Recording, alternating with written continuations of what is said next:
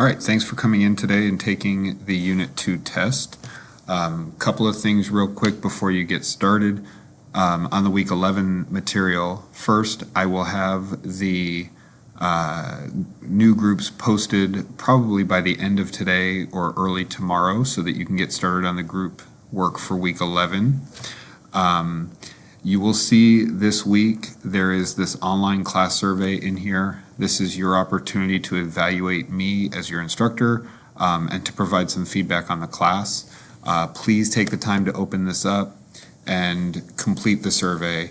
As it says, I will not see the form until well after final grades are filed, and when I do see it, all of your comments will be anonymous, so I won't have any idea who's giving which comment. So please go in and take the time to complete that. This week you're starting on Chapter 6.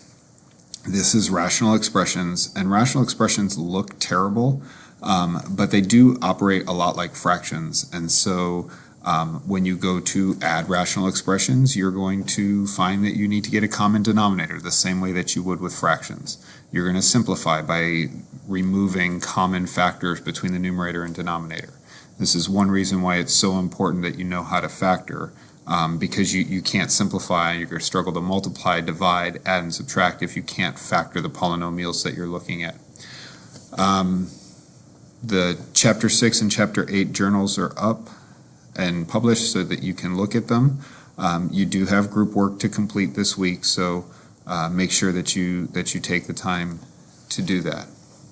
Email me if you have any questions, and like I mentioned in class, I will be setting up a virtual office hour, and I will email with more details about that.